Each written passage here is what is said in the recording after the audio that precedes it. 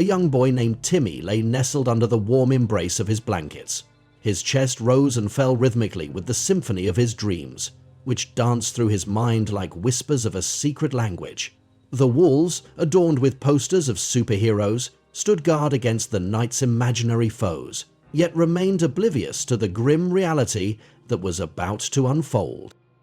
The house had always been a bastion of comfort and love, but tonight it had been invaded by a presence that bore no resemblance to the familiar warmth of his parents' embraces. The floorboards groaned in protest as the weight of the unseen menace grew heavier outside his door. Timmy's heart thumped in his chest like the erratic beats of a snare drum, each pulse echoing through his veins like a warning of impending doom. The door creaked open, revealing the silhouette of a figure clutching two lifeless forms that once brought him joy and comfort. His mother and father, their vacant eyes reflecting the cold, stark reality of the night.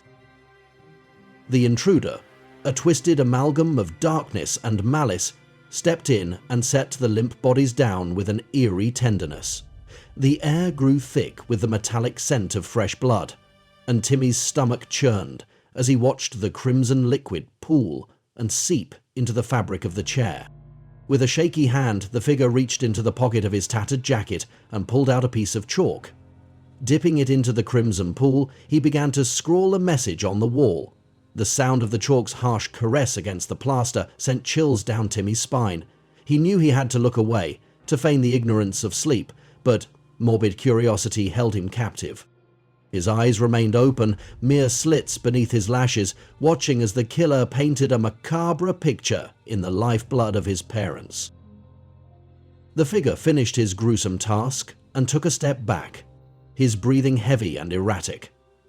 He glanced around the room, the whites of his eyes gleaming in the moonlit darkness. Timmy's breath hitched in his throat, his body frozen with fear. He knew the murderer was looking for him, and his only hope was to remain unseen. The cold steel of the knife that the killer had used to commit his heinous acts glinted in the pale light, a silent promise of the fate that awaited if he was discovered. And then, as if sensing Timmy's presence, the killer bent down and slithered under the bed, his movements as fluid as a serpent. The child's heart hammered in his chest like a caged bird desperate to escape, and he swallowed hard, fighting the urge to scream. The darkness beneath the bed was absolute, a void that seemed to swallow any light that dared to venture near. The only sounds that pierced the silence were the hushed whispers of the killer's breath and the distant wail of a siren, a mournful lament that seemed to drift from a world far, far away. Timmy lay there, his eyes squeezed shut, willing his heart to be quiet, to not betray him in his moment of need. Time stretched on, each second a lifetime of terror, until finally the siren's cry grew distant and the house was enveloped in a suffocating stillness. With trembling hands, Timmy reached for his phone, which lay forgotten on the nightstand. His thumb hovered over the screen, poised to call the police. But fear held him back. What if the murderer heard? What if he was still watching? The room grew colder, the very air around him thick with the stench of death. He had to be sure, had to find out what was written on the wall. Summoning every ounce of courage he had, Timmy slowly slid out of bed, his feet touching the cold, hard floor. He took a step toward the light switch, his eyes never leaving the lump under his bed. As his fingers touched the plastic, the figure under the bed moved. Timmy's eyes went wide and he stifled a scream. He waited, his body taut as a bowstring, for the killer to emerge. But instead, the man began to murmur something in a language Timmy didn't understand. It was a strange, guttural tongue that seemed to rumble through the very foundations of the house, resonating in his bones. The words grew louder, and Timmy felt the hair on the back of his neck stand on end. His eyes darted to the wall, the crimson scrawl standing out like an open wound against the white paint. He had to read it, had to know what message the killer had left for him. With a deep breath, he flicked on the light, his eyes widening in horror as the message came into focus.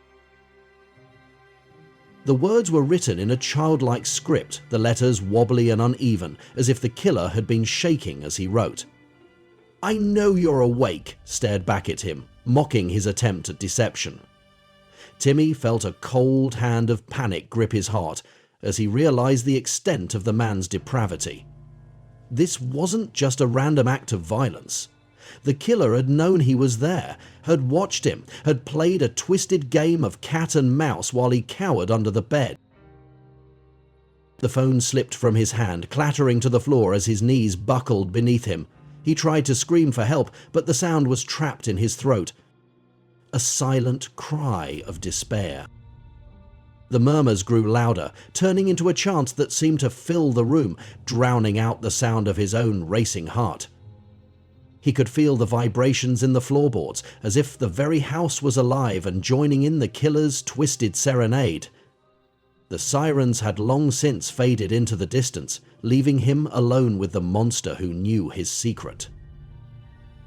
Timmy's eyes darted around the room, searching for an escape, for anything that could be used as a weapon. His gaze fell upon a baseball bat, propped up in the corner. A relic of happier times, now a symbol of potential salvation. With trembling hands, he reached for the bat, his grip slippery with cold sweat. The chant grew louder, the man's breathing more ragged, and Timmy knew he had to act. He took a deep breath, his eyes never leaving the lump beneath the bed. In one swift motion, he swung the bat with all his might, the wood connecting with something solid. A scream pierced the silence, and the chanting stopped abruptly. Timmy didn't dare to look, his body moving on instinct alone. He scrambled to the door, the bat clutched tightly in his hands, ready to face whatever horrors lay in wait for him. The doorknob turned with a sickening click, and he stumbled out into the hallway, the light from his room spilling out like a beacon in the sea of darkness. The house was a maze of shadows and memories, each corner a potential hiding place for the killer. The walls seemed to close in around him, whispering the secrets of his parents' final moments. He could feel the man's presence, a malevolent force that seemed to follow him like a spectre.